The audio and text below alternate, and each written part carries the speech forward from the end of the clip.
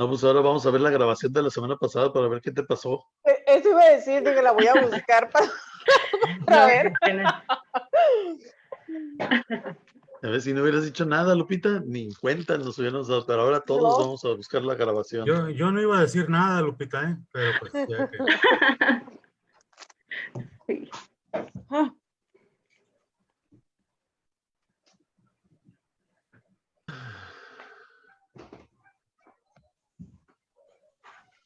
¿Estás grabando, Gerardo? No, qué bueno que me recordaste, ahorita empiezo a grabar. Oye, ¿y encontraste para grabar el audio que necesita Luis? Bueno, lo estoy haciendo con otra grabadorcita porque no le he preguntado a Luis sobre cómo usar la grabadora. Ok, nada más pongo aquí cómo unirse. Ahorita voy a grabar.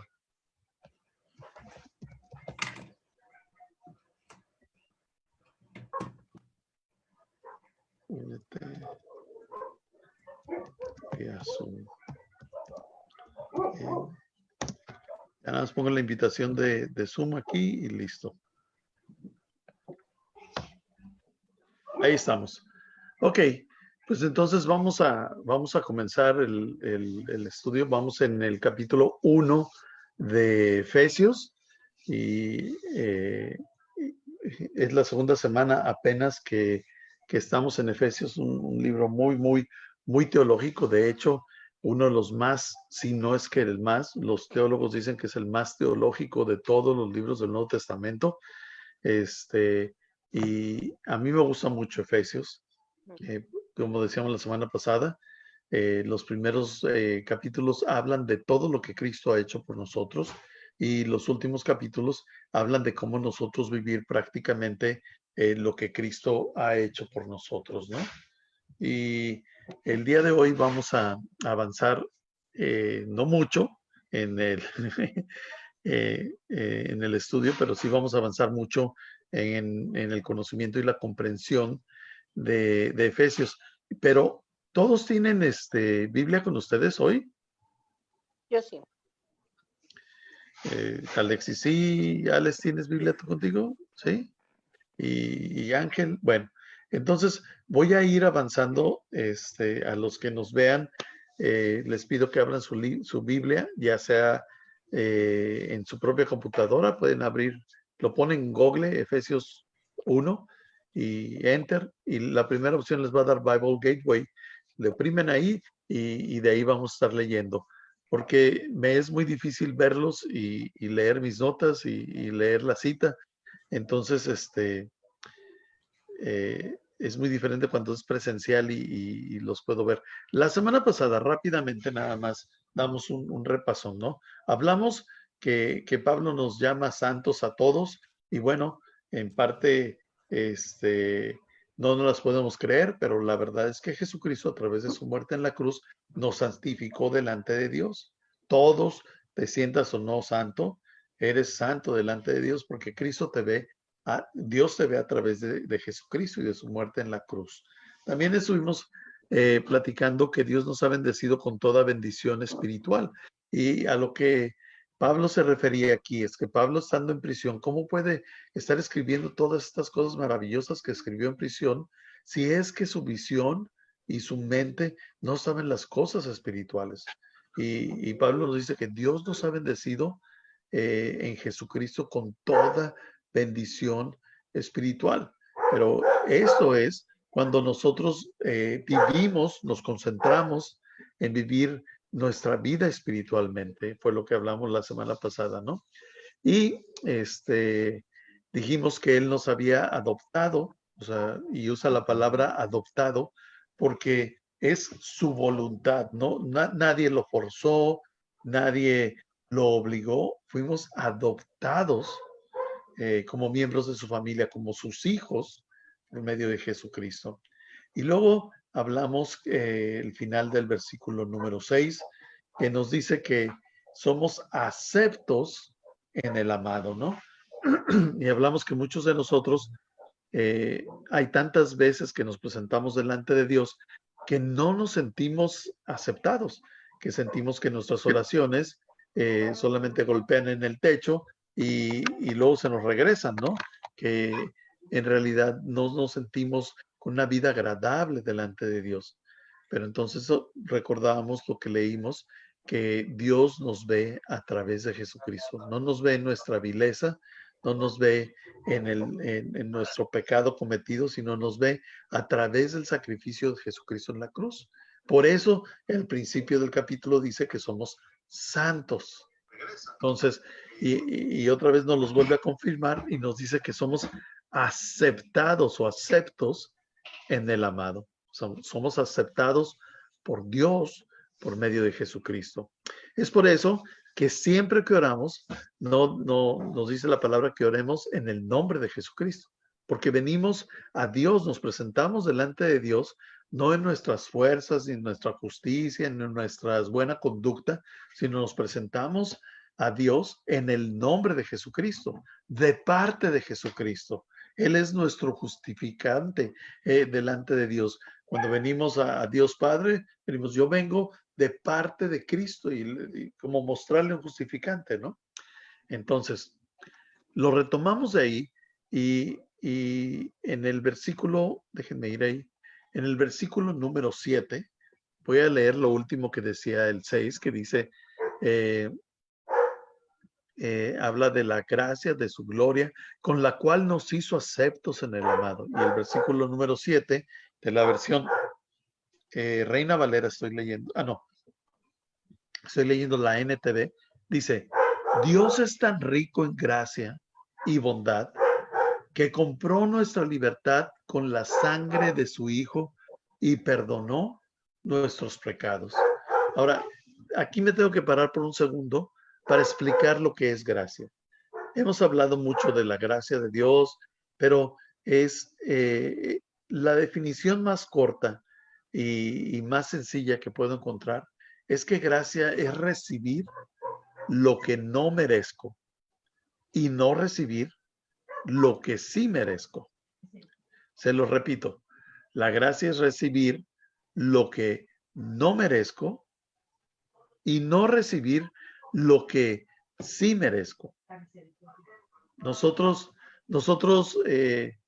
vivimos bajo la misericordia de Dios. Eso quiere decir gracia.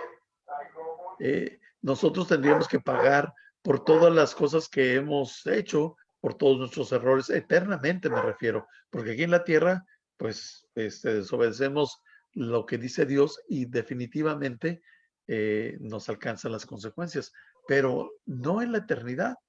Y esa salvación que Jesucristo nos ha dado, el hecho de que Dios se haya hecho hombre, haya venido a la tierra, haya muerto en una cruz, haya sido humillado, traicionado, azotado, clavado, se hayan burlado de él y haya derramado su sangre en la cruz y haya muerto, eso es un regalo que no nos merecíamos. No podíamos decir, es que hicimos, no los merecíamos. Y eso es la gracia de Dios. Esa es su bondad, esa es su misericordia, que recibimos lo que no nos merecemos, en vez de recibir lo que sí nos merecemos. ¿Y qué dice la Biblia?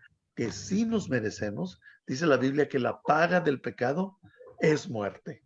Y eso quiere decir que no nos vamos a morir aquí inmediatamente en la tierra, sino que es una muerte eterna, y a lo que se refiere es que no vamos a pasar la eternidad con Dios, sino en un lugar que no fue preparado para la humanidad, un lugar que fue preparado para el diablo y todos sus ángeles, ¿no? Bueno, sus demonios. Este lugar fue preparado para él, no para la humanidad. Dios jamás pensó que los seres humanos pasaran su eternidad en el infierno. Él siempre ha planeado y nos ha predestinado para vivir con Él por la eternidad. Ese es su plan. Ahora, hay algo aquí bien importante, porque dice, Dios es tan rico en gracia y bondad que compró nuestra libertad. Y lo que pasa es que nosotros éramos presos, éramos esclavos del pecado, así lo dice Pablo. En el tono de que nosotros teníamos que pagar la condena de nuestro pecado, teníamos que pagar el precio de nuestro pecado. Y decíamos que la condena de nuestro pecado es la muerte. Y Jesucristo compró nuestra libertad. Él nos hizo libres del pecado. Compró nuestra libertad con su sacrificio en la cruz. Ahora, una y otra vez, vamos a estar viendo que Pablo nos va a estar recordando que fuimos predestinados, que fuimos seleccionados, que Dios pensó en nosotros desde antes de la fundación del mundo, que Él pensó en nosotros cuando murió en la cruz por nosotros, que Él pagó por nuestra vida con su sangre para perdón de nuestros pecados, porque Pablo quiere dejar perfectamente enfatizado y comprensible para nosotros que Él murió y que tú y yo hemos sido santificados, que tú y yo somos santos delante de Dios. Ahora, el versículo número 8 dice, Él desbordó su sabiduría sobre nosotros junto con toda la sabiduría y el entendimiento. La verdad, me gustó mucho esta palabra desbordó. En la versión Reina Valera dice sobreabundar, sobreabundó. Pero me gusta porque desbordar es cuando, por ejemplo, te sirves un vaso de agua y lo llenas y todavía le sigues y se está desbordando. O sea, ya el vaso no es suficiente para poder sostener toda el agua que le estás poniendo. Sobreabundar, desbordó. Y dice que Él desbordó su bondad. O sea, no la bondad que necesitábamos o la bondad que queríamos, sino muchísimo más allá, sobreabundó, desbordó, más de lo que podíamos imaginar. La Biblia dice que, específicamente dice que cosa que ojo no ha visto, ni que oído escuchado, ni que ha subido a la mente del hombre, son las cosas que Dios tiene preparados para los que le aman. Y hay otra cita que dice que Él nos da sobreabundantemente. Y ese es su carácter, es quien es Dios. Sobreabunda su bondad sobre nosotros. Pero aquí hay una clave, porque dice, habla de bondad y luego habla de toda la sabiduría y el entendimiento. Toda la sabiduría y el entendimiento. En la versión Reina Valera dice inteligencia, toda la sabiduría y la inteligencia. ¿Cuál es esta bondad, esta sabiduría y esta inteligencia? Sí dice que Él desbordó su bondad, que Él desbordó sobre nosotros junto con su bondad, toda sabiduría y todo entendimiento. Bueno, ¿cuál es esta bondad? ¿Cuál es esta sabiduría? ¿Y cuál es este entendimiento? Y el versículo 9 empieza a decirnos, dice, ahora, Dios nos ha dado a conocer su misterioso plan acerca de Cristo, un plan ideado para cumplir el buen propósito de Dios. Ok, entonces, la bondad, la sabiduría y el entendimiento o la inteligencia es conocer su plan. Fíjense, ahora Dios nos ha dado a conocer su misterioso plan acerca de Cristo. Antes era un misterio, ahora ha sido revelado para nosotros. Entonces, la bondad, la sabiduría y el entendimiento es conocer su plan, conocer su plan. Y la pregunta inmediata viene a ser, ok, ¿cuál es su plan? Y hay muchas personas que vienen y me preguntan, oye Gerardo, pues yo quiero saber cuál es la voluntad de Dios para mi vida, qué debo de hacer, debo de ser pastor, debo de ser arquitecto, doctor, o otros vienen, hoy me deberé casar o no me deberé casar, deberé ir o no, deberé hacer este negocio o no. Bueno, Dios quiere que nosotros conozcamos su plan. Y su plan en el verso 10 dice, y el plan es el siguiente. A su debido tiempo, Dios reunirá todas las cosas y las pondrá bajo la autoridad de Cristo. Todas las cosas que están en el cielo y también que están en la tierra. Miren, lo voy a desglosar para que lo comprendamos completamente. En esto está toda la sabiduría y el entendimiento, en que todas las cosas estén bajo la autoridad de Cristo. Toda la sabiduría y todo el entendimiento y toda su bondad está en que todas las cosas estén bajo la autoridad de Cristo.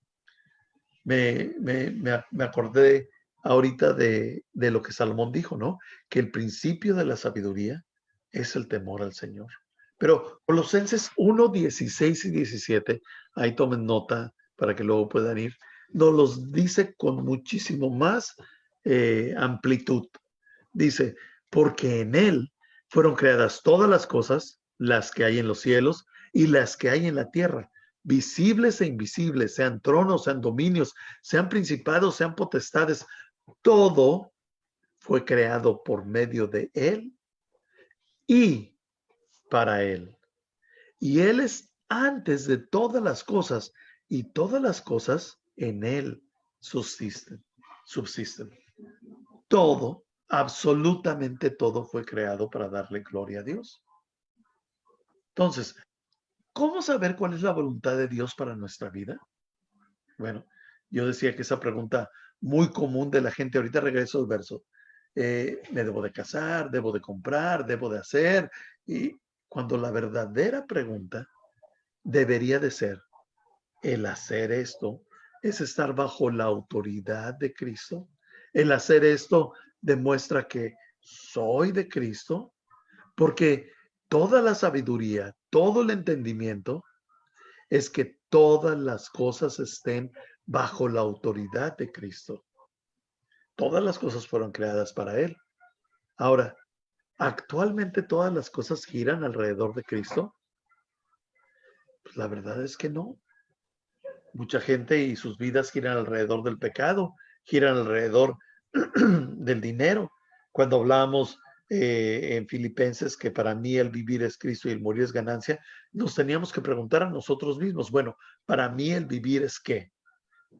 Bueno, para mí el vivir es ser padre, madre. Para mí el vivir es ser empresario. Para mí el vivir, ¿qué es para ti el vivir? Pero esta parte, Pablo nos está diciendo, la sabiduría y el entendimiento está en que todas las cosas estén bajo la autoridad de Cristo. Entonces, la pregunta en nuestras vidas no es que si me debo de casar, si debo de comprar, si debo de hacer, si debo de decir.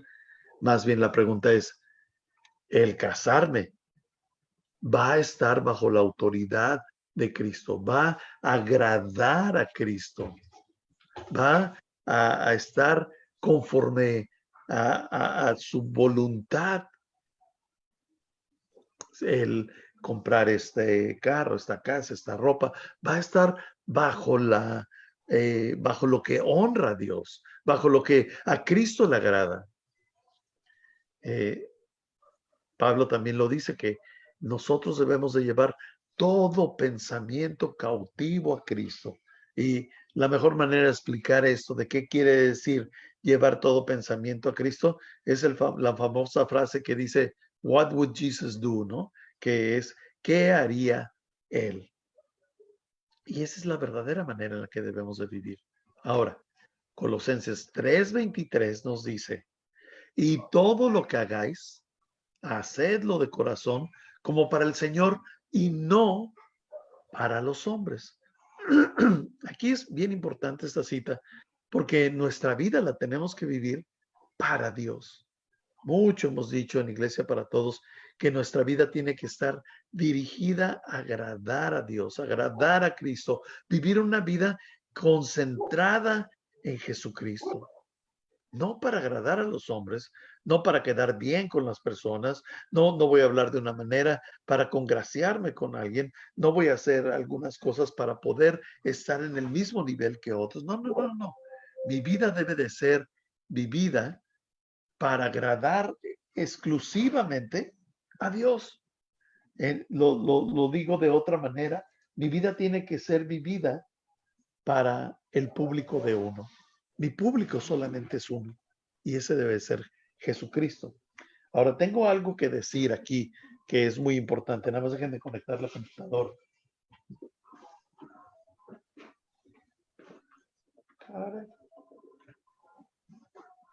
No sé qué pasó aquí ahora. Ya.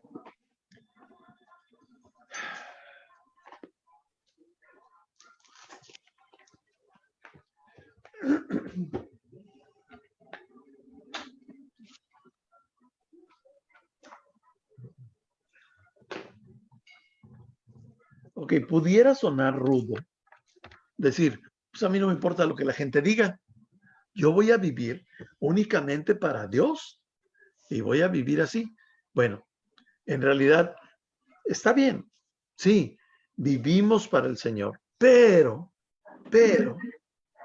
nuestras vidas tienen que hablarle de Cristo a las demás personas. Eso es un absoluto. O sea, no nos vamos y nos escondemos, como dice la Biblia, que no ponemos una vela abajo de la cama.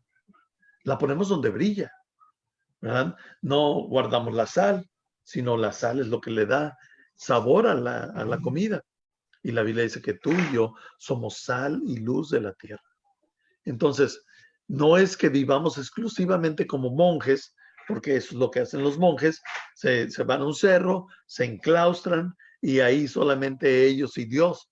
Pues qué suave, ¿no? Pues entonces, si esa fuera la voluntad de Dios, pues entonces en el momento que aceptamos a Cristo, su perdón y su regalo de haber muerto en la cruz, pues que Dios nos lleve al cielo ya.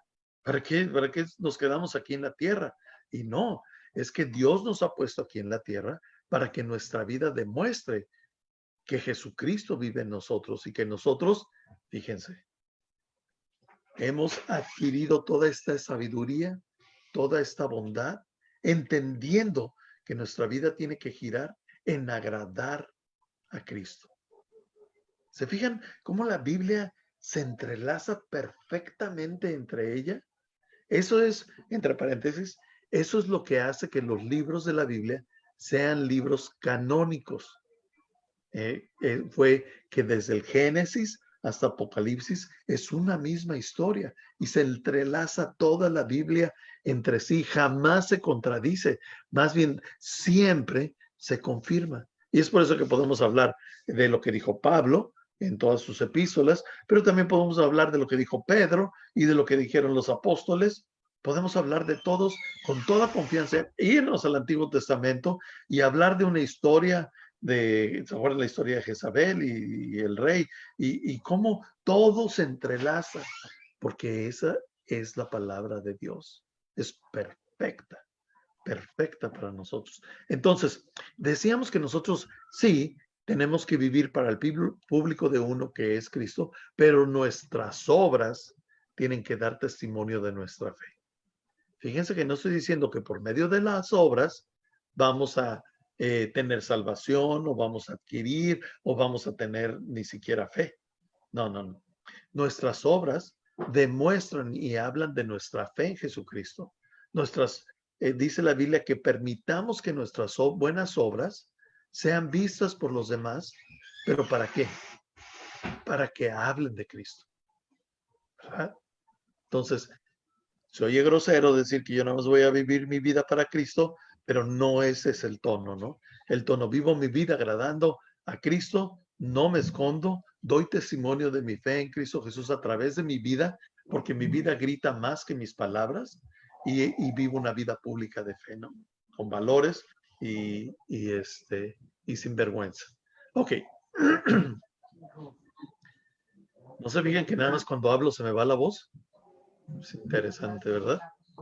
Pero es el aire acondicionado y el ventilador.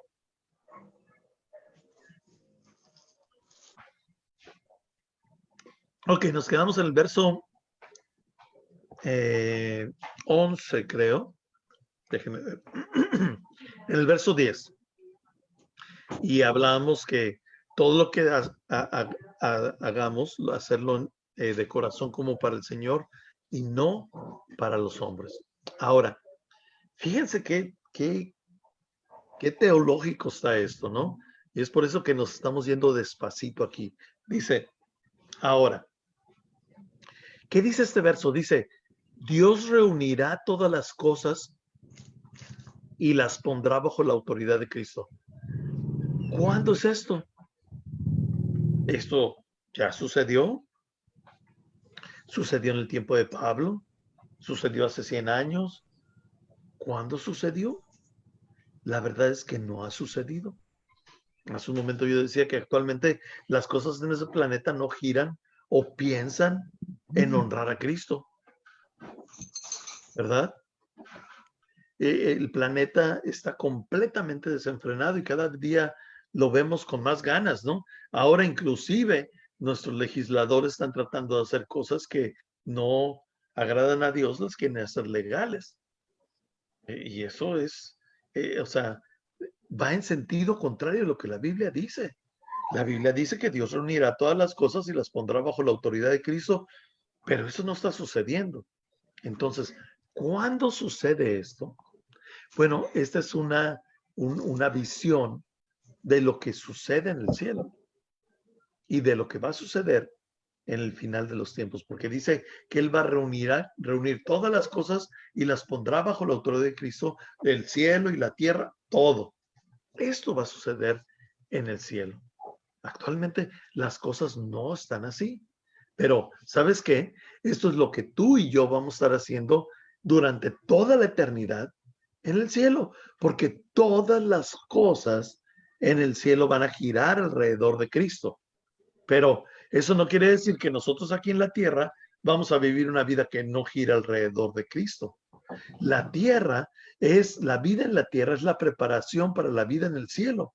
Y nosotros, la sobreabundancia, el derramamiento así de su bondad, de toda sabiduría y de todo entendimiento, es que actualmente nosotros tenemos que vivir nuestra vida en la tierra girando alrededor de Cristo.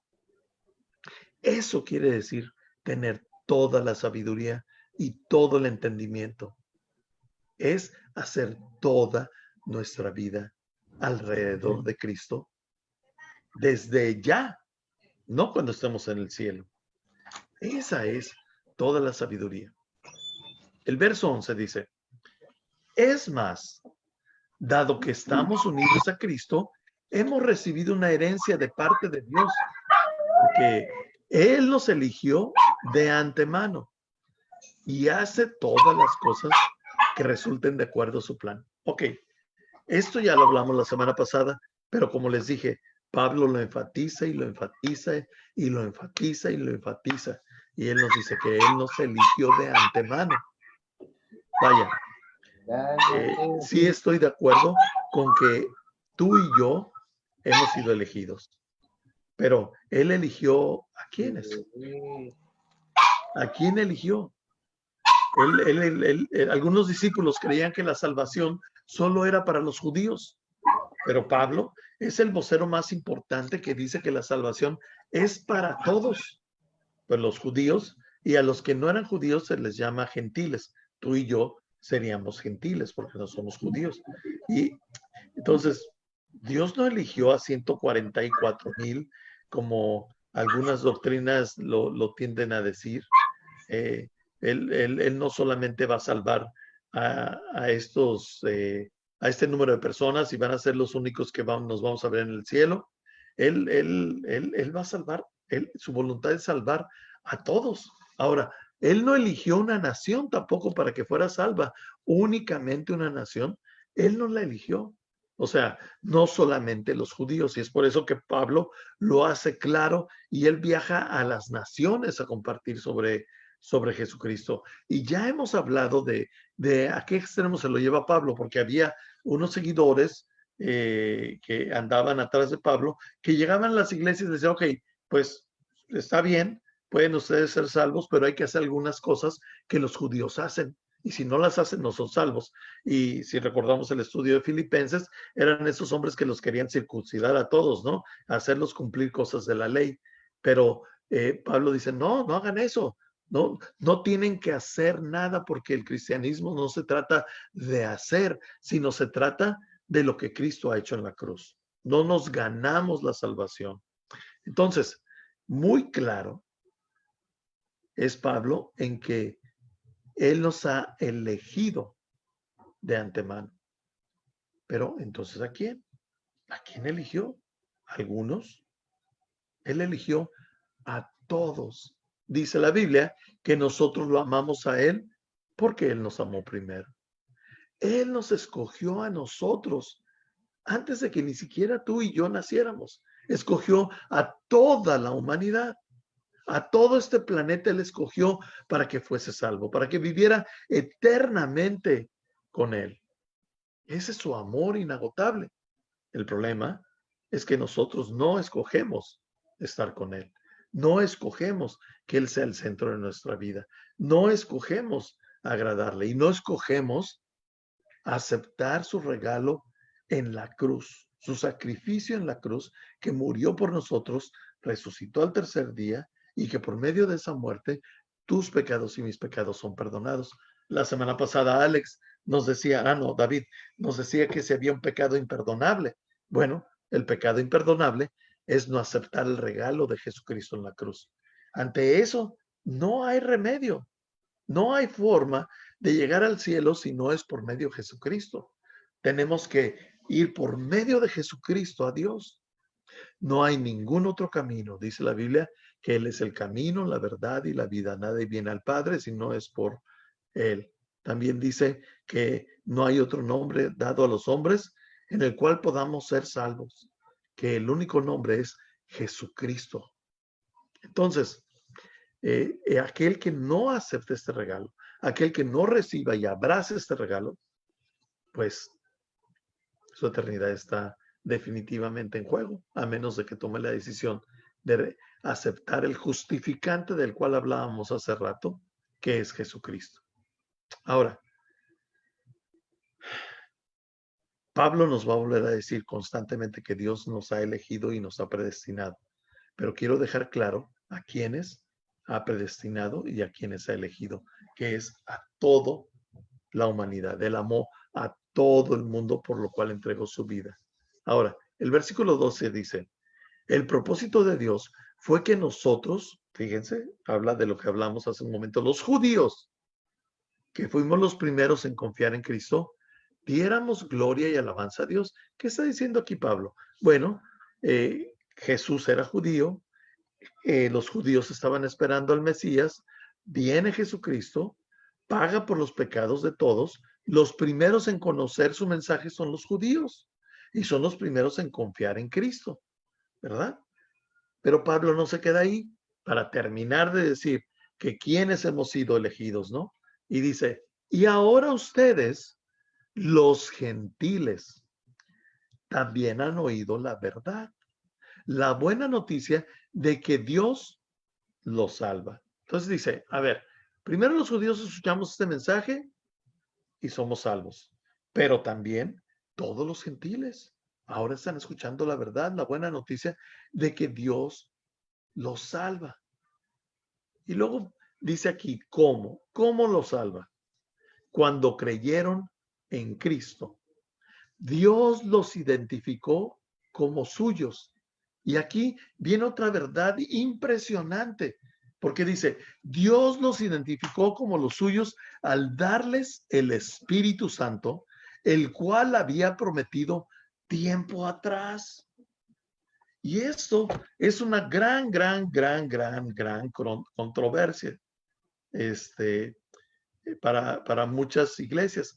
Para nosotros no hay controversia porque está muy sencillo comprender que Apocalipsis 3:20 que dice que Él está a la puerta llamando, que si abrimos la puerta, Él va a entrar a nosotros y va a convivir con nosotros. ¿Qué entra a nosotros? ¿Qué es lo que entra a tu vida? ¿Qué es lo que entra a mi vida? Pues es muy sencillo.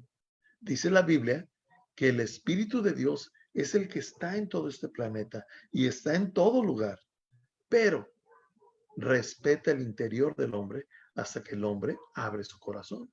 Por eso dice que Él está a la puerta y llama.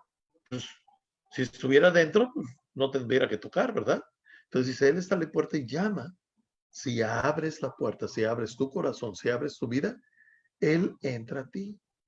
Lo que entra a nosotros es el Espíritu Santo.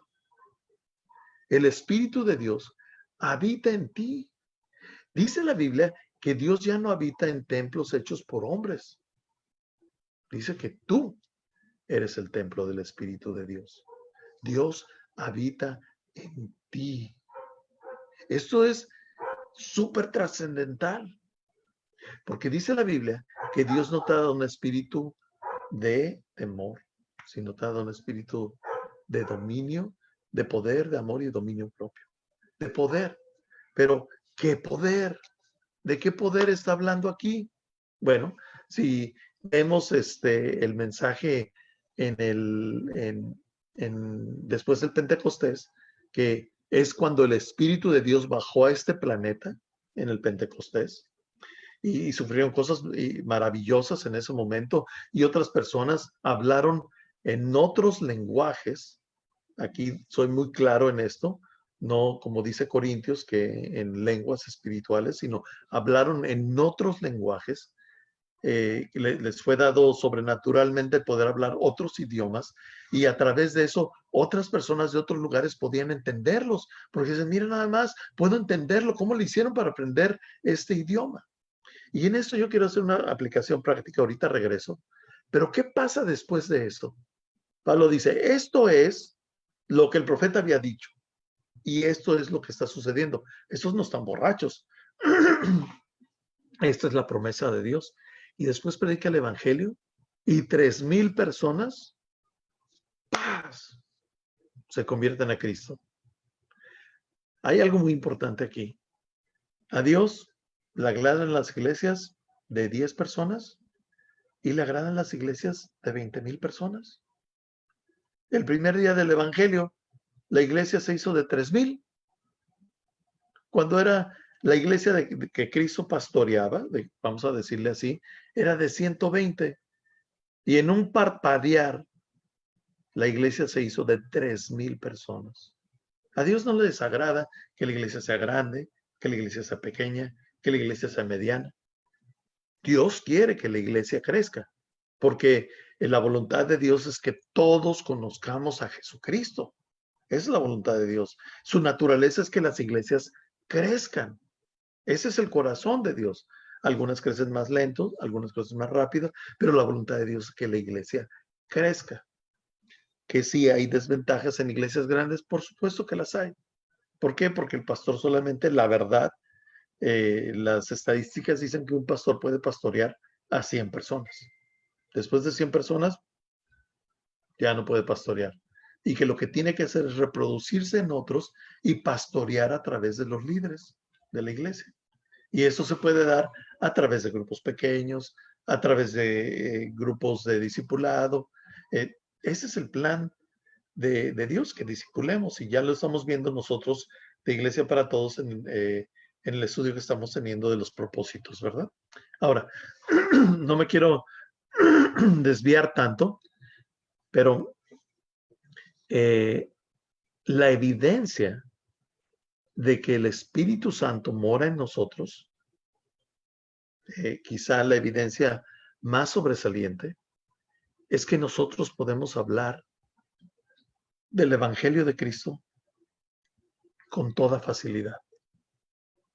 ¿Qué pasó inmediatamente?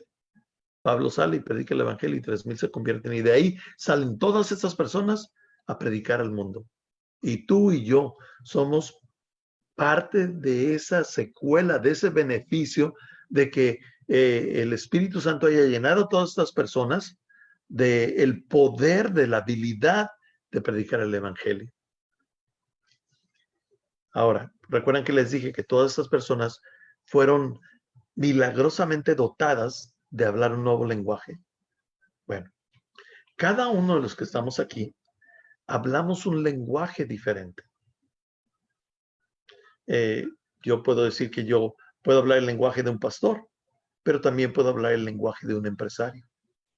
Por lo tanto, a mí no me cuesta trabajo hablar con otros empresarios y hablar del Evangelio de Jesucristo. Si yo hablo de Alex, eres contador, ¿verdad, Alex? o administradora. Administrador. Bueno, Alex, por ejemplo, es licenciada administrador de empresas. Ella habla un lenguaje de administración, pero actualmente habla el lenguaje de una mamá de 2 hijos de primaria y preescolar. Y el roce y la relación que ella tiene son con mamás de niños de primaria y de preescolar. Yo no hablo ese lenguaje. Yo tengo hijos de 26 y 28 años. Se están casando. Yo me rozo entre viejos. Pero Alex se roza entre personas similares a ella. Y ella habla el lenguaje de las mamás. Hace poco hablaba el lenguaje de cambiar un pañal, ¿verdad? Y podía hablar con mamás que les cambiaban el pañal. Y a través de esta relación, de esta habilidad de poder tener similitud a otras personas, se abre un puente y ella con facilidad puede hablarles de Cristo, ¿verdad? Alexis habla el lenguaje de un contador, directamente administrativo. Ahora va a hablar el lenguaje también de los pañales y de las desveladas, ¿verdad? Sí, los contadores cuadrados, 2 por 2 siempre van a ser 4, ¿verdad? Pero puede relacionarse con otras personas y comprenderse perfectamente bien, porque allí en el salón de café son 2 cucharadas de azúcar con una de leche y ya, y se lo toman a las 3 de la tarde con 2 minutos. Y ahí se comprenden y se platican. Y cada uno, yo pudiera hablar de cada uno. Por ejemplo, Ruth tiene una habilidad que ninguno de nosotros tenemos. Y ella habla un lenguaje que solamente Lupita también habla. Y es un lenguaje de señas, un lenguaje mexicano de señas, y se puede relacionar con las personas que yo no me puedo relacionar si no tuviera la ayuda de Lupita. No me pudiera relacionar con ninguno de ellos. Y ella puede traer alivio y traer aliento y traer el evangelio a personas que hablan el lenguaje mexicano de señas. Todos hemos sido dotados de un lenguaje específico que Dios quiere usar y puede usar. Entonces, tienes que preguntarte si tu lenguaje específico lo estás usando o lo estás desperdiciando. Porque te voy a decir la verdad. Si lo estás desperdiciando, es porque te estás aislando. En vez de estar siendo sal y luz y estar demostrando que vives una vida que gira alrededor de Cristo, pues entonces no estás cumpliendo con el objetivo de Dios, que es que las personas conozcan a Cristo a través de tus habilidades específicas y tu habla específica que Dios te ha dado. Entonces, sí quería dejar muy claro, cuando lleguemos a Corintios, vamos a hablar de las lenguas espirituales y de todo esto. En Efesios no vamos a pasar por ahí, porque sí es un tema que tenemos que verlo con cuidado y verlo bíblicamente, ¿no? Entonces, déjenme regresar a mis notas, ya casi termino. Les prometo que ya casi termino. Pero entonces Dios nos ha dado el Espíritu Santo, el cual nos había prometido atrás. Y tú y yo hemos recibido esta llenura, este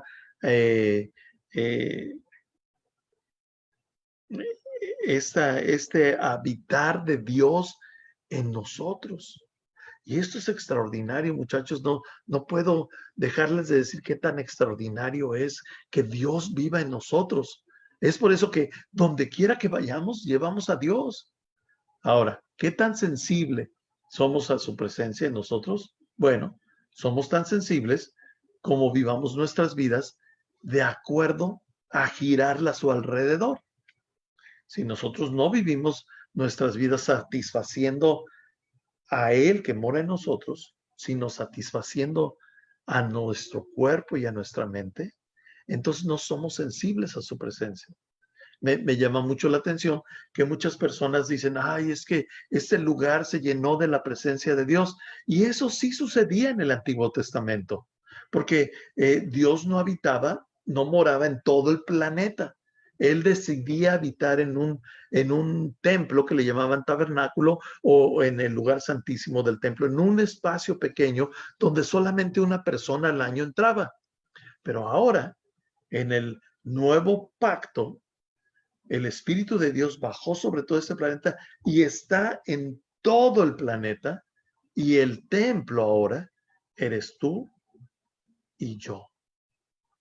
Cristo está en ti, Cristo está en mí y Cristo va contigo a todo lugar. En ningún momento Él se va, en ningún momento te abandona. Su presencia es la misma en el baño de tu casa y en el templo más sagrado que pueda haber en este planeta, porque la presencia de Dios está en todo lugar. Su presencia está en todo lugar. Él no llena un lugar más de su presencia y otro más de su presencia. Dios no es así. Dios no prefiere a nadie. No varía. Él está completamente en todo el planeta, en todo lugar y en toda persona que le ha permitido entrar.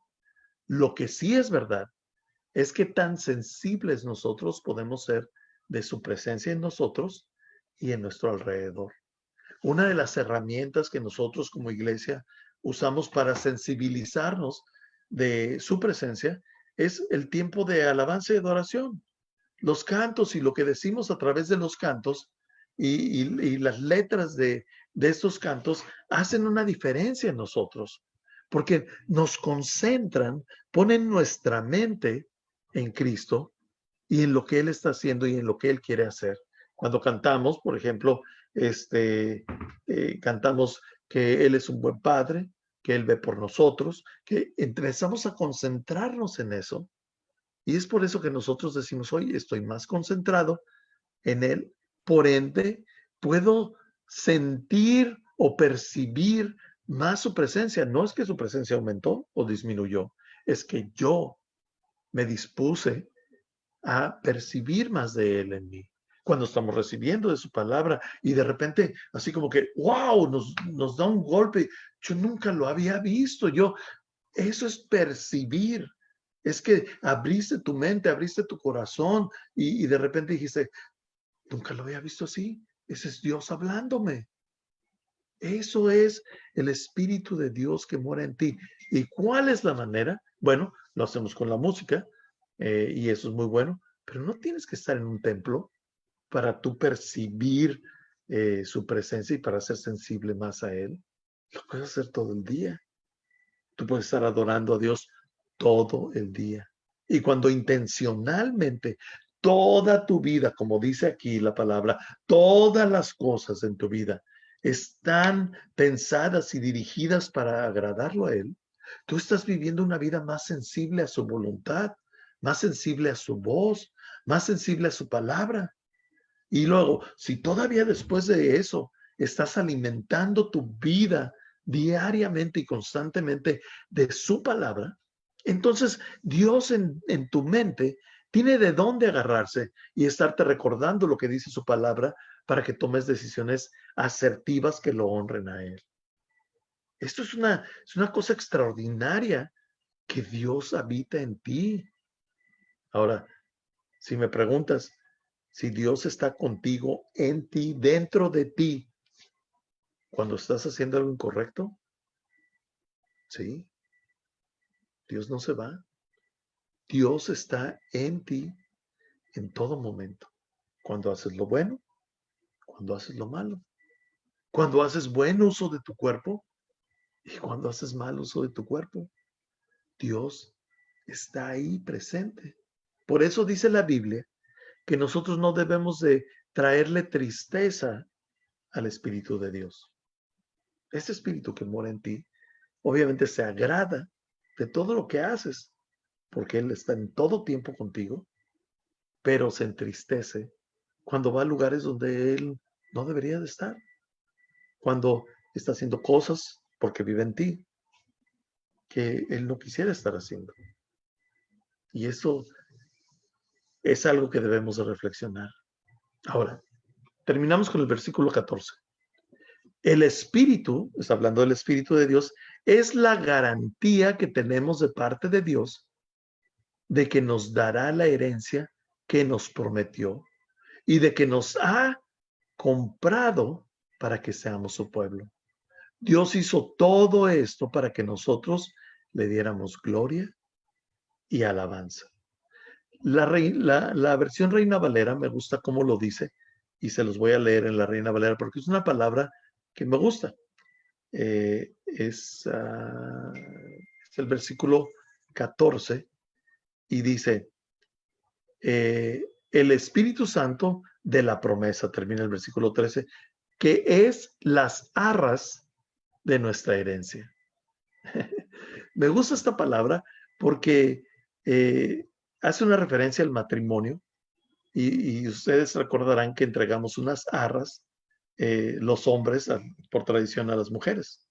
Y estas arras representan muchas cosas, ¿no? Bíblicamente representan muchas cosas, pero una de ellas es que entregamos a nuestro cónyuge todo lo que es nuestro. Todo lo ponemos en sus manos. Ya no somos dos, sino somos uno. Y cuando la Biblia, aquí en el verso 14, nos dice que estas son las arras de nuestra herencia, o sea, es lo que Dios nos ha entregado, nos ha prometido. Dice, es la prueba que su Espíritu Santo vive en ti, es la prueba, son las arras, es lo que Él te ha entregado, te lo ha entregado todo. Es extraordinario. Y finalmente dice, ¿para qué? Y otra vez volvemos a redundar en esto, ¿no? Para que le diéramos gloria y alabanza. Si nosotros pudiéramos resumir en un título todo este estudio del verso 6, bueno, entre 6 y 7 al 14, le pudiéramos decir, lo pudiéramos llamar, que nuestra vida es para darle gloria y alabanza a Él. Ese es el propósito por el cual nosotros estamos caminando en este planeta. Él quiere que tú y yo vivamos desde ya así, no en el cielo, aquí en la tierra, desde ahora y obviamente por toda la eternidad. Bueno, le vamos a parar en el versículo 14, y la próxima semana terminamos este capítulo. Y yo aquí quiero asomarme primero a Facebook, a ver si tengo que decir algo de la gente que está conectada, si es que déjenme ir rápidamente. Y tantas veces que me recordaste, Ángel, grabar, se me olvidó grabar. Pero bueno, ahí está el video. Déjenme leer aquí rápidamente. Noemí, te saludamos a ti también. Silvia, buenas noches, te vi que te conectaste. José, un abrazo. Denise, qué padre que estuviste con nosotros el día de hoy. Ariadna, gracias por estar con nosotros. Misael, y bueno, los demás están aquí en vivo y a todo color. Ok, entonces quiero abrir aquí un espacio para comentarios, preguntas y respuestas, y déjenme abrirlo acá en Zoom. Todos ustedes se tienen que desmutar. El que quiera comentar algo, hágalo ahorita o calle hasta la próxima semana. Y ya saben que me gusta que comenten, si no, pienso que el maestro fue muy malo. O ustedes son muy buenos alumnos, pero yo sé que es complicado. Efesios, no está fácil. Es por eso que nos estamos yendo despacito, ¿no? Entonces, ¿alguien quiere hacer un comentario? Este es el momento.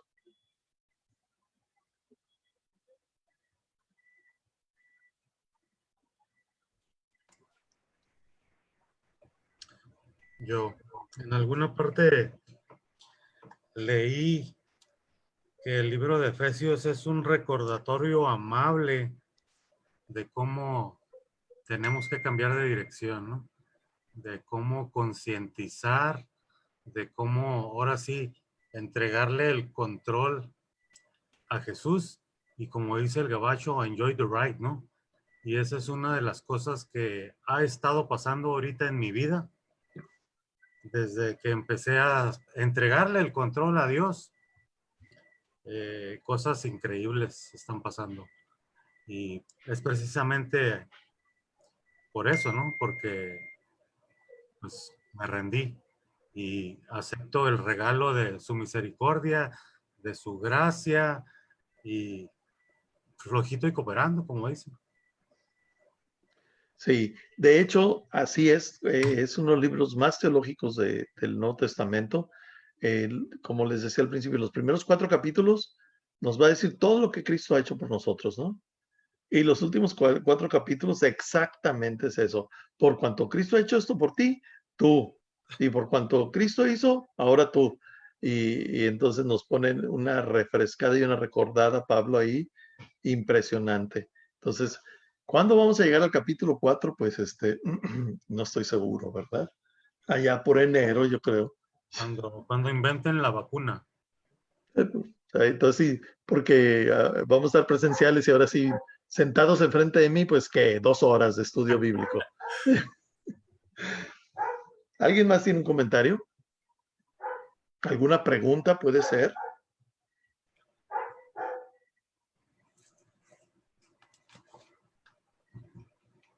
Porque tocamos un tema del Espíritu Santo delicado, o sea, ahí mucha gente tiene otra perspectiva, ¿no?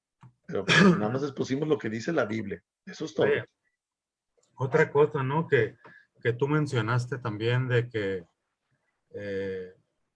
la gente que ahorita dice, ¿no? Que Dios está presente en todas partes. Y en ese tiempo, pues era donde estaba. Y me trajo así como a hacer una comparación, ¿no? De lo que está pasando ahorita. De que el espíritu en ese tiempo se comportó como un wifi, ¿no?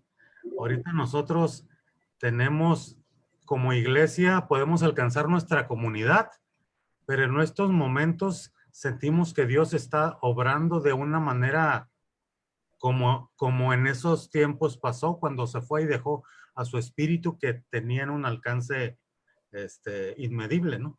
Y eso nos está pasando ahorita, de que pensábamos que pues las iglesias cerraron y nos íbamos a limitar y al contrario, tenemos más alcance ahora, como les pasó en ese tiempo cuando Jesús los dejó, entre comillas, pero les dejó al Espíritu Santo, ¿no? Sí, definitivamente Dios está usando los medios digitales de una manera muy especial, ¿no? Leí el comentario de algún cristiano, que dijo que la iglesia avanzó más en un día que en 20 años, ¿no? Que en los últimos 20 años. Y sí, o sea, ¡ras! Se vino hasta el siglo XXI. Entonces, definitivamente. ¿Alguien iba a hacer un comentario? Yo había visto que Ale se había desmutado, pero luego así como que no se quiso aventar. No, es que el perro se emocionó y otra vez empezó, por eso lo muté.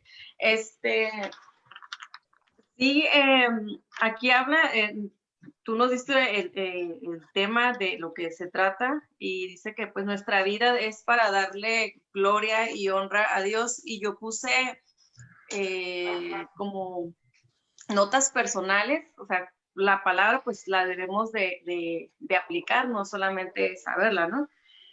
Y yo me enfoqué en dos preguntas que me voy a hacer, que para mí, ¿qué es el vivir? O sea, eso me dejó a mí marcado, y también si estoy utilizando mi lenguaje y si estoy siendo sal y luz, ¿no? Que igual son versículos que, si bien no están en Efesios, te llevan a cumplir lo que, si estoy viviendo bajo la voluntad de Dios y si estoy honrando mi vida, perdón, si estoy honrando a Dios por medio de mi vida, cumpliendo esas dos cosas. Entonces, con eso es con lo que yo ahorita me dejó sonando, y me gustó esa parte. Qué bueno. La verdad, cuando nos cae el 20, ¿para qué estamos aquí en el planeta y cuál es nuestro alcance? A veces pensamos en las naciones, ¿no? Oh, me voy a ir a India. Pues oye, con la que está cambiando el pañal junto a ti, ahí no tienes que irte a India, ¿no? Y no estamos esperando cosas así, ¿cómo se dicen? Estrafalarias, cuando Dios se mueve en lo sencillo y se mueve poderosamente a través del lenguaje que nos ha dado, que podamos hablar todos. Gracias, Alex, por tu participación. ¿Alguien más quiere decir algo? Vaya que les tengo que andar rogando que hablen, ¿eh? ¿Sale, Alex? Yo tengo una pregunta, y porque uno de los versículos creo que es el 9, de hecho aquí tengo la Biblia, te lo voy a mencionar. Me llamó mucho la atención y tengo una pregunta acerca de ese versículo, que dice, dándonos a conocer el misterio de su voluntad, según su beneplácito, el cual se había propuesto en sí mismo. Mi pregunta es, este versículo puede que haga referencia a de que a veces, pues nosotros sabemos que la voluntad de Dios es perfecta. Eso nos queda más que claro porque lo dice su palabra y lo dice Él, y pues a nosotros nos toca creer en ello y pues confiar en ello también. Pero también a veces nosotros, cuando estamos atravesando un momento difícil, pues a veces queremos respuestas, a veces queremos una explicación ante la situación. Y pues yo tengo entendido de que Dios no nos debe una explicación a nosotros. O sea, Él nos va a decir si es que Él quiere. O sea, si su voluntad, si su voluntad es que nos quiere revelar cuál es su plan, lo va a hacer. Pero si no, simplemente nos toca confiar y creer. No sé si este versículo pega a esta postura. No sé, es mi pregunta. Bueno, específicamente el verso que leímos nos dice que toda su bondad y toda su sabiduría nos fue revelada y nos habla expresamente de qué era, ¿no? Que era que nuestras vidas giraran agradando a Dios. Pero sobre lo que tú comentas, de que hay cosas que Dios sí nos revela y cosas que no nos dice, ¿por qué lo hizo? Básicamente, realmente nuestra mente es chiquitita, ¿no?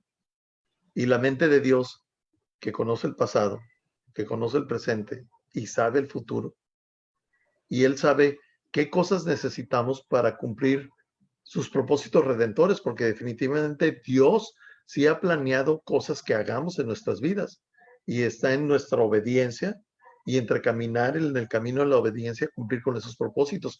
A mí me espanta el caminar alejado del camino que Dios ha trazado y no cumplir los propósitos que Dios tenía para mí el día de hoy. La verdad sí me espanta, porque sus propósitos están ahí. La Biblia dice que Él los puso ahí para que nosotros pasáramos por ahí y los cumpliéramos. Pero yo puedo caminar lejos de esos propósitos. Bueno, esa es una cosa. La otra cosa es que nuestra mente es tan pequeña que no comprenderíamos en el futuro cómo una circunstancia nos ha moldeado.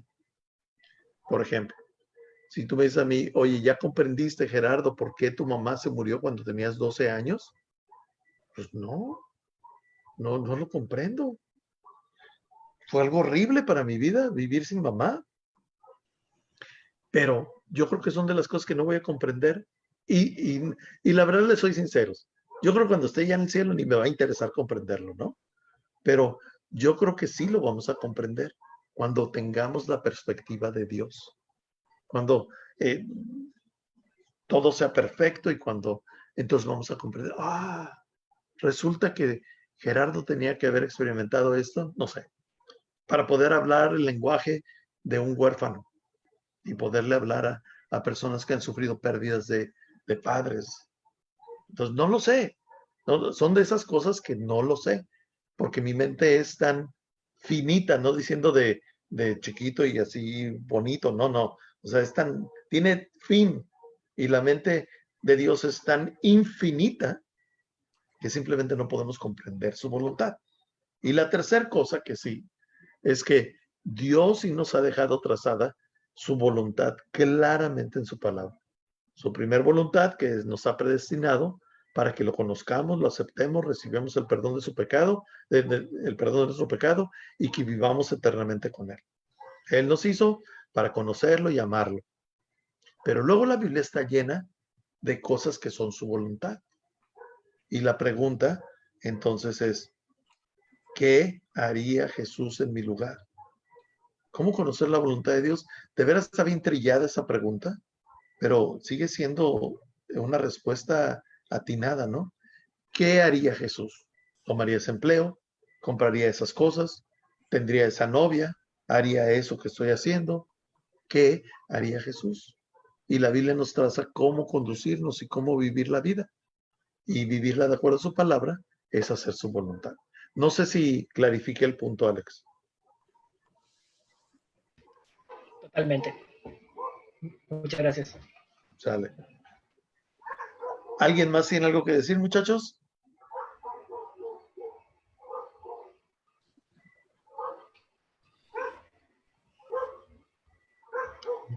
¿No? Yo Sí, se nomás quiero, me acordé de algo, ¿no? De la pregunta que hizo Alex, donde Rick Warren dice que tratar de entender a Dios es como tratar de explicarle a una cucaracha cómo funciona el Internet. Y me miré en ese cuadro, ¿no? Agarrando yo la cucarachita y poniéndola aquí enfrente de mí. Mira, aquí haces esto y aquí haces esto.